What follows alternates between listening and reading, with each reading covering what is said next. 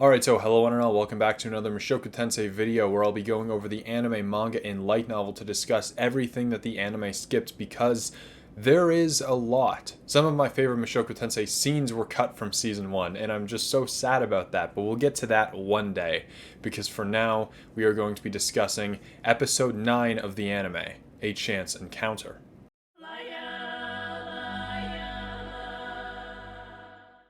So we start the episode off with Ruijerd, with him looking like his previous self's version, sitting naked in a white void. He kind of looks empty and emotionless, and then from behind him, a white kind of shadow man, if that makes sense, he's like, "Hey yo, what's up, how you doing, kid?"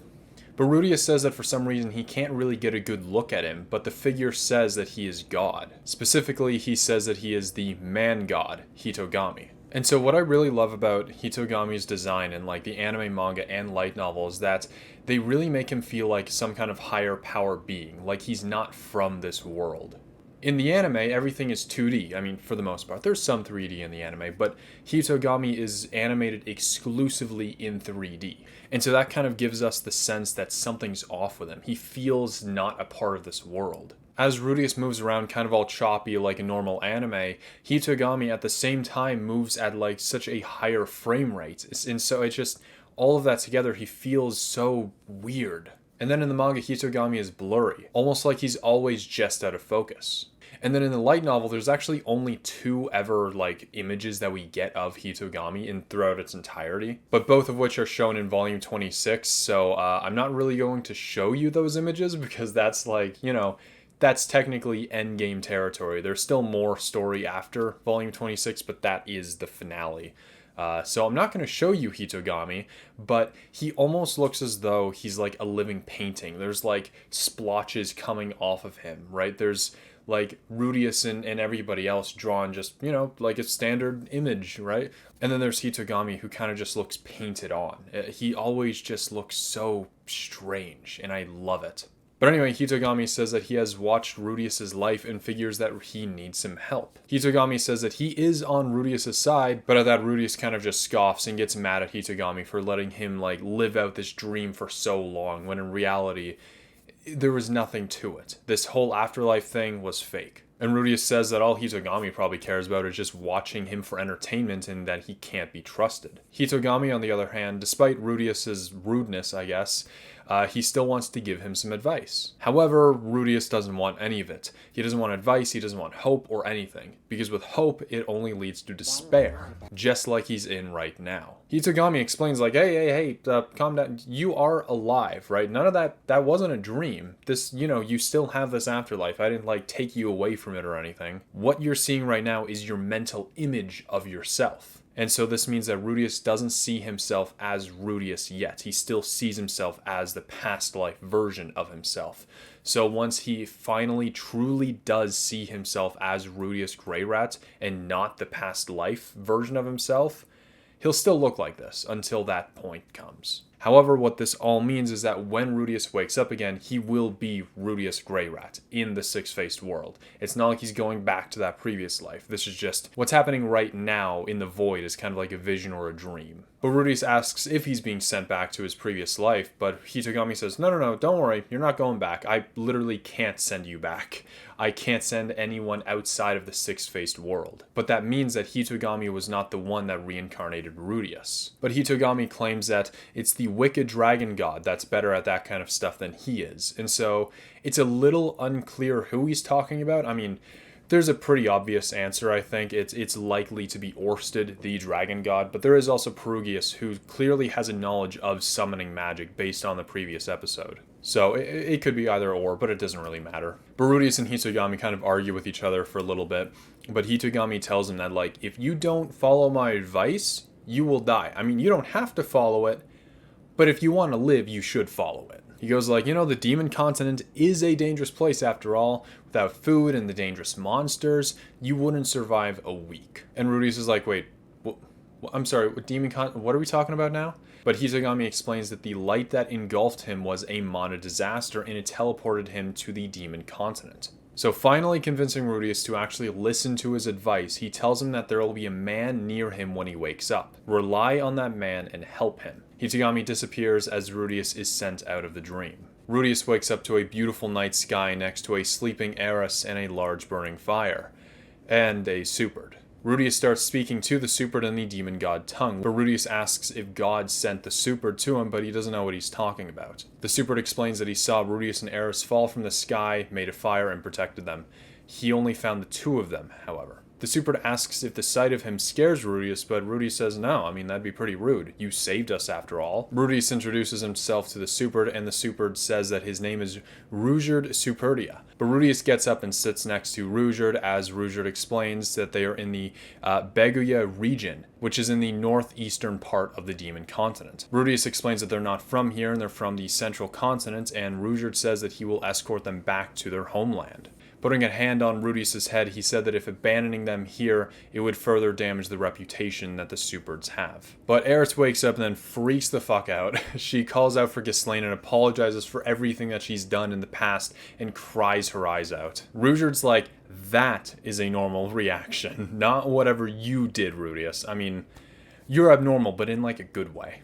But Eris, as though like an earthquake is happening, introduces herself to Ruijerd going, I'm Eris Boreas Grey Rat. And Ruijerd goes, huh, Eris Boreas Grey Rat. What a strange name. But then Eris snaps and corrects him, but then remembers that she's scared and hides behind Rudius. But then realizing that Ruijerd isn't actually a bad guy, she gets mad at her mother for saying that Ruijerds were all evil monsters. Rudius makes the two of them become friends, and although Ruijerd doesn't exactly show it, he's certainly happy, and Eris is quite ecstatic about the whole situation. And no matter how rude Eris is to Ruijerd, he just brushes it off. And whoever spread the rumor that Superds have short tempers was an absolute liar.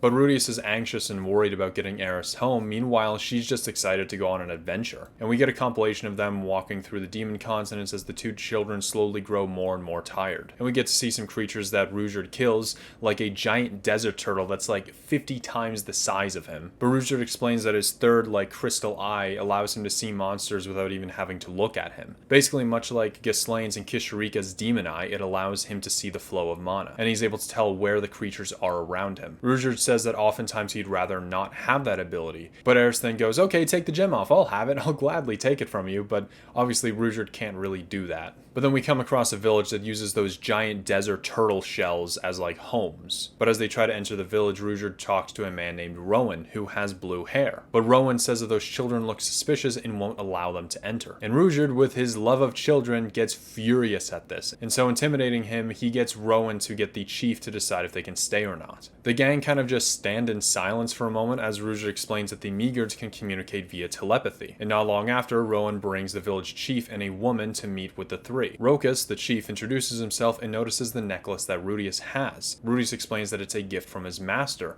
Roxy, and Rowan kind of freaks out a little bit. He says that's his daughter's name. This is Roxy's hometown. And as we enter the village, we get to see some weird like green bug things that get eaten by what looks like almost a baby treant, possibly. But as Rudius walks around town, he notes how many Roxys there are, and Rowan says that Roxy hasn't been in touch since she left the village 20 years ago. And Rudius asks how long Meagards live, and apparently they live for about 200 years. And so, this all means that Roxy is 44. And for context, we are in the spring of K417, meaning that Roxy must have been born sometime in K373. Goddamn, she's a little old. She does not look it. But in the evening, they discuss the events so far, and the Meagards had apparently seen many things that looked like shooting stars the previous day, and figured that something was going on. As they talk, Eris gets tired and sleeps in Rudius' lap, and Rokas and Ruijerd talk about his plan to take them home. But they say that it'll be very difficult since Ruijerd can't enter cities. Ruijerd, however, does not care and says that he'll kill anyone that gets in their way. But Rokas says that's typical that Ruijerd is blind when it comes to children, and notes that it's been about 10 years since he saved some other kid from the village. And so unless I'm forgetting something, I don't think that we ever really find out who this kid is, and it would be really cool to see a spin-off of Ruijerd and this kid, similar in the vein of like Somali Tomori no Kami-sama, with like Ruijerd protecting the kid as he guides them back home. That would be pretty cool. God, I want another season of that. That That was good. But anyway, it's explained that Ruijerd's goal is to get rid of the Supered tribe's poor reputation. Rudius asks if it's actually true that the Supereds killed friend and foe in the Laplace War, and Ruijerd yells that it was simply not true and that it was Laplace's scheme. Laplace had betrayed them. He went on to describe the events of the war. Laplace gave them new spears, and the Supered spears are their soul, and some had refused to abandon them for the new ones. Ruijerd explains that the hero Laplace had unified the demons and won rights from the humans, but in the end, Ruijerd and his men accepted the spears that were awarded to them. These new spears were strong and nearly unbeatable. However, the Supereds started to change. They began to attack friend and foe alike, and none of them realized that anything was wrong. And it got so bad that they started to kill everyone around them, their parents, wives, siblings, kids. The spear that Ruijerd currently carries is that of his sons. The infamy of the Supered tribe is their punishment for what they did back then, for foolishly trusting Laplace and accepting the cursed spears. And that's why, as the leader of the Supered warriors, Ruijerd will put an end to their horrible reputation. Relating to Ruijerd, kind of, I guess, Rudius says that he'll help Ruijerd in any way that he can. As Rudius, Ruijerd, and Eris head off from the village, Rowan introduces them to his wife, Roxy's mother, Rokari. Rudius says that she looks so young, and then Rokari blushes and goes, "Oh, stop, I'm turning 102 this year." And Rudius goes to Rowan and says, "Hey, may I call you father-in-law?" But Rowan just flat out says no, and Rudius is like, "Okay, yep, got it." But Rowan understands that Rudius is joking, although he probably wasn't, but Rokari certainly didn't get that vibe and seemed pretty excited about the implications. But Eris thanked Rowan and Rokari for their kindness with a bow, and despite not understanding Eris, they say you're welcome. Kindness really is a universal language, isn't it? But they also give Rudius like a big-ass sword, which he kind of just passes off to Eris. But the two also give the gang some scrap iron and some stone coins to help them along with their journey, and Rudius says that after hearing Ruijerd's story, the old him would have laughed at it. But this new Rudius says that he will absolutely help him. And since Ruijerd can protect them outside of town, he'll protect him inside of town. And so that is episode 9. We get to meet our best boy Ruijerd, and we find out his horrible backstory. But if you want more information on the Laplace War, stick around because both the manga and light novel go into a lot more detail about it. And speaking of the manga, let's get into that.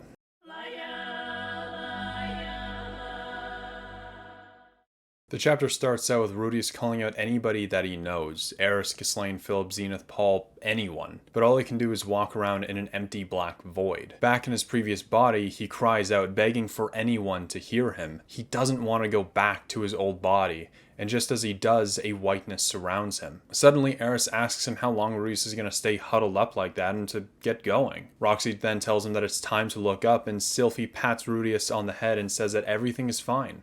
He can overcome this. All you have to do is trust me. And then Rudius spins around to see Hitogami, who says that he's on his side. Rudius then wakes up as some kind of demon wolf pounces on him and goes straight for him, only to be cut up and diced instantly. He then looks up to see that he's face to face with a Supered, Ruijerd Superia. And Roxy's wise words echo throughout his head as he starts to panic, only to black out and find himself in the white void again in his old body. Rudius starts to break down and cry as Hitogami explains what's going on, and he says that everything will be fine.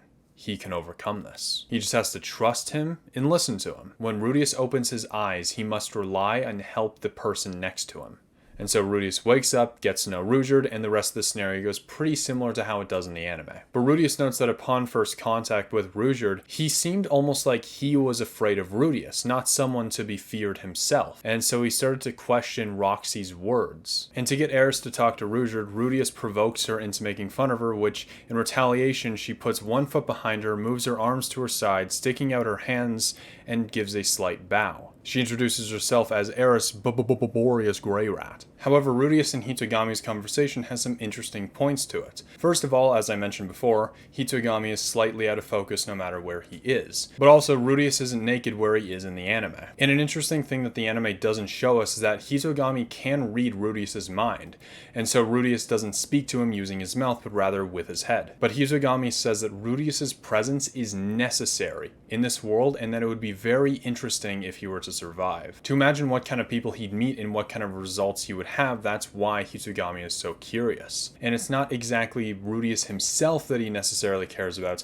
it's what Rudius could do. And Rudius feels as though Hitogami's like a swindler, manipulating him for whatever reason. He thinks that it would be best to just not listen to him like ever. But Ruijerd does seem trustworthy and he did save them, so maybe the Hitogami does have some merit after all. But funny enough, this is where we get the conversation of Perugius for the first time in the manga, unlike way back when Rudius and Eris's first day off in the anime. But it's explained that in the Human-Demon Wars, the humans had beaten the demons and pushed them off to the demon continent. However, they came back about 400 years ago, led by Laplace. 7 heroes gathered up, with 4 of them dying in battle to seal him. However, they weren't strong enough to kill him. Those 3 survivors are known as the 3 heroes that vanquished evil. Those 3 heroes are the dragon god Urupen, the north god Kalman, and the armored dragon king Perugius. Perugius is a master of summoning magic, and Automanfi is one of the 12 summoned servants. If he sent him, then something big is going on. But after Ruijerd says that he'll bring them home, they head to sleep as he keeps watch. However, unlike her cheery self in the anime, Eris is quite worried about her family and wonders if they'll even make it back home. But Rudius pulls her close and says that they'll be just fine. But the next day, Eris and Rudius are fighting against a group of 6 Pax Coyotes as Rudius cuts it pretty close on being Eris' support. And so I think it's Rudius, but it could be Ruijerd that uses an ability called Stone Torrent, which when an enemy is hit by this attack, it dries them up and allows them to be used for firewood. But Rudius tells Ruijerd that they want to help fight as well because of Hitogami. I mean, he doesn't mention Hitogami, but he's still suspicious of Hitogami, and so if something were to ever happen to Ruijerd and they get split up, they need to be able to defend themselves as well. But then suddenly a baby starts to call out for Ruijerd, saying, "Rui, Rui!"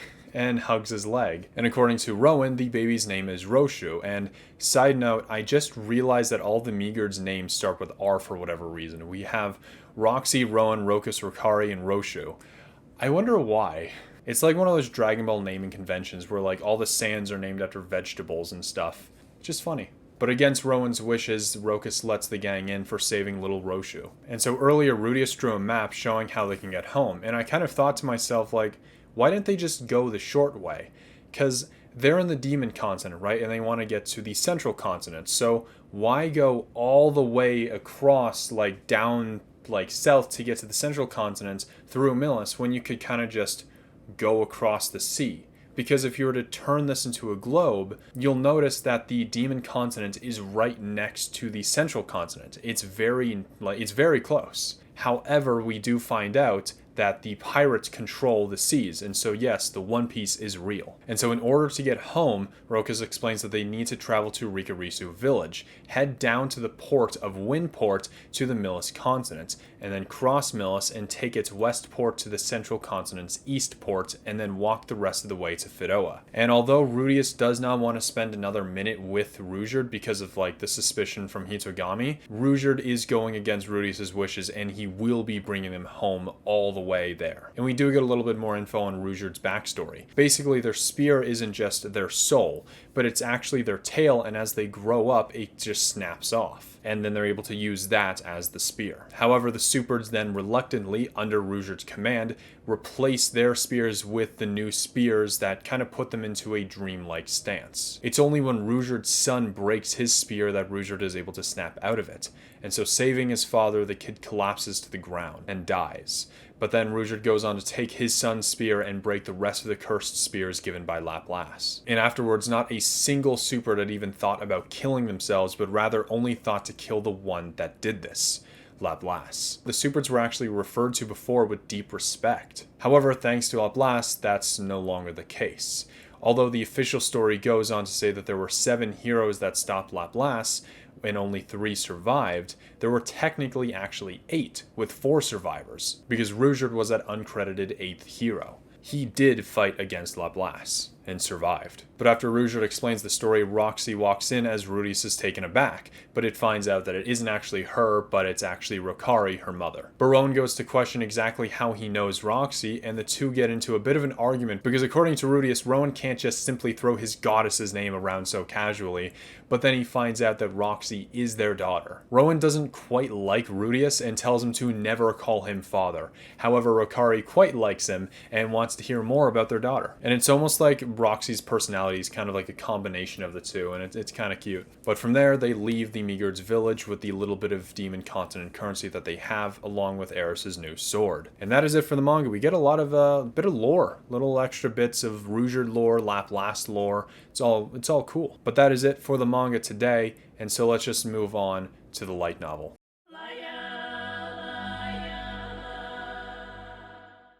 The chapter opens up with Ruijerd feeling like he's in some kind of bifrost, being sent here and there until he starts to lose velocity and starts plummeting to the ground. And when he does, he loses consciousness. In the White Void, he describes Hitogami as somebody blank, as in he can't make out any notable features. Whenever he looked at any specific part of him, it slipped like instantly from his memory. His mind refused to make an actual picture of him, and as a result, he kind of looked like a blurry mosaic. So skipping past Hitogami's conversation, in the conversation with Ruijerd, we find out that with most demon races, aside from a few exceptions, they all have the last name referring to their race. For example, Roxy, who is a Migurd, has the last name Migurdia, and Ruijerd, a Super, has the last name Superdia. Every Super you'd meet, every Migurd you'd meet, they would all have the same last name. Unless they were to marry into another family, I suppose. Then their last name would change. But we also find out that they landed somewhat closest to Kishirika's old castle. After Ruijerd fell asleep, he had a dream about angels descending from the heavens. Only upon closer inspection, they turned out to be blurry mosaics that gave off a maniacal laugh, all in unison with a creepy smile on their face. And then he woke up. And so it's interesting that I assume that's a dream from Hitogami, but it could just be a nightmare.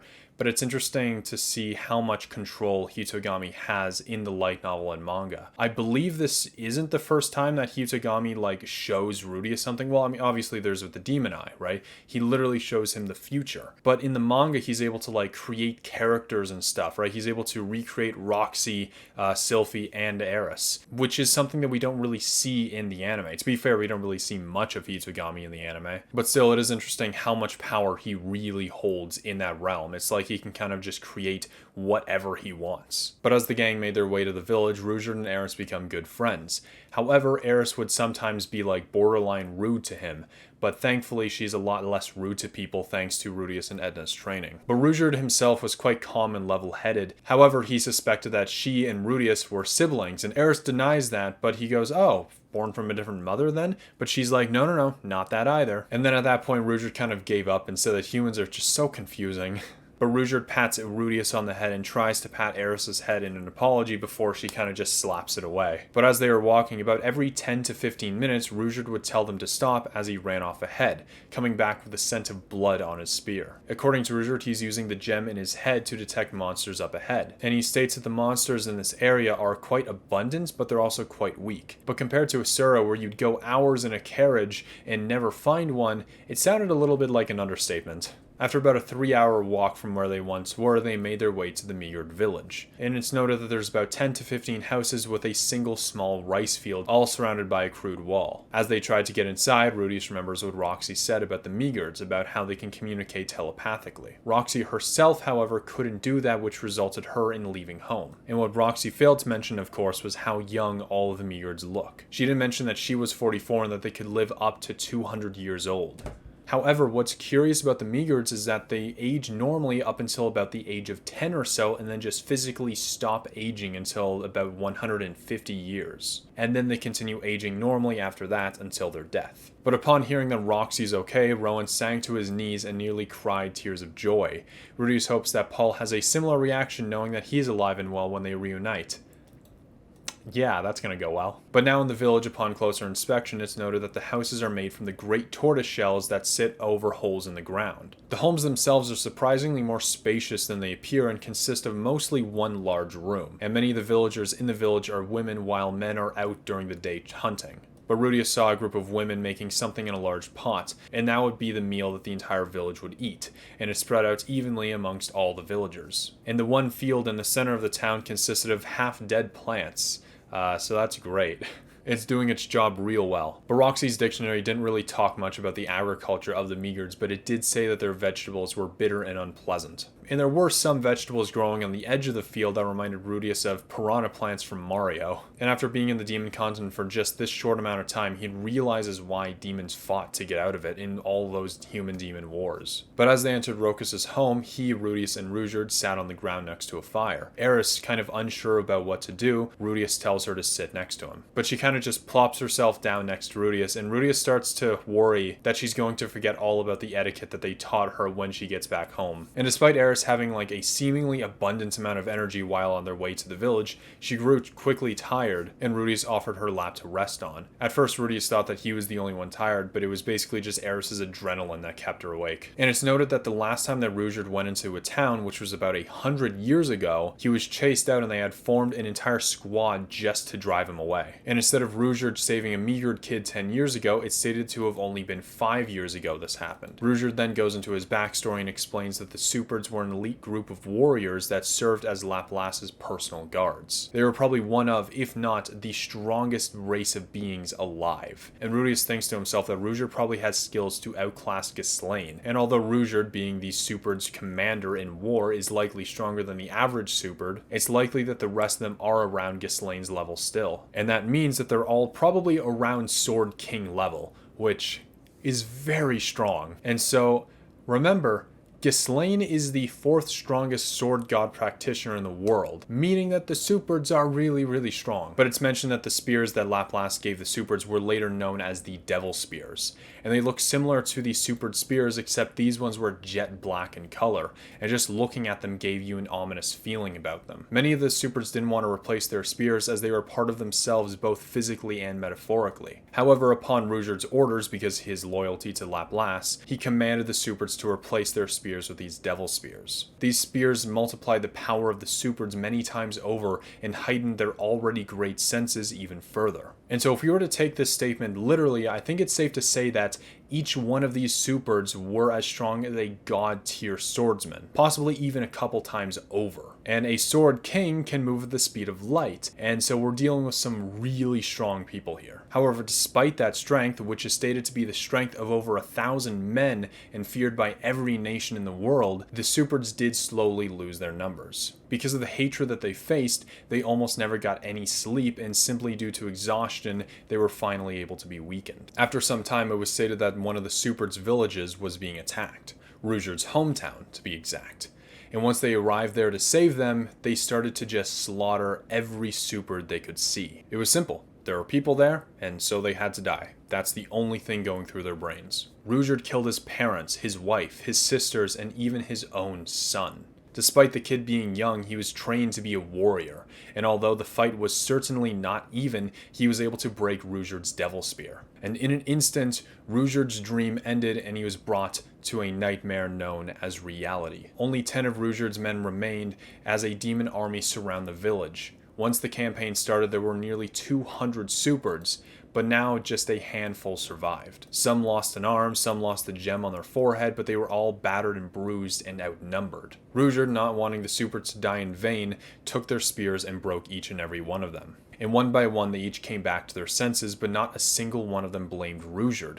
Just then they were all attacked by the army. Ruijerd took his son's spear and managed to escape, but was mortally wounded for 3 days before he eventually recovered. And after that he went straight to Laplace and joined the final fight against him. But despite that, these Superds were still hated and were driven out of villages, scattered across the world. However, at this point, Ruijerd hasn't seen another Superd in over 300 years and doesn't even know if there are any left. His last words of his story were, "Laplace was to blame for all of this, of course. But I too bear responsibility for the disgrace I have brought upon my people. Even if I'm the last of my kind, I want to tell the world the truth." And so despite playing right into Hitogami's hands, Rudius is still willing to help out Ruijerd after hearing his story. And so then the next day, Rokus introduces the gang to Rokari, his wife, and Roxy's mother. And they see them off with some demon continent currency and a sword that is stated to have been used for many, many years but its edge is just still as perfect as the day that it was forged. Interestingly enough, it was created by a wandering blacksmith that came across their village many years ago. And so to end things off, let's go through the updated currency.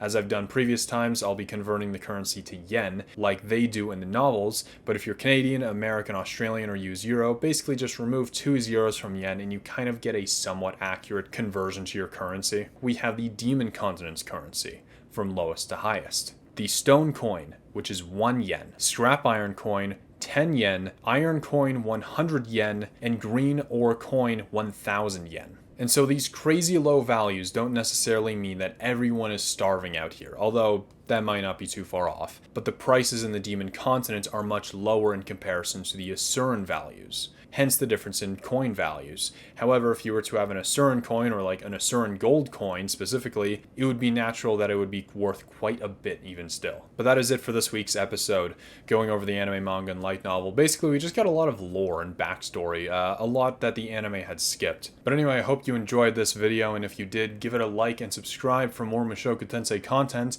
and I will see you in the next video. Goodbye.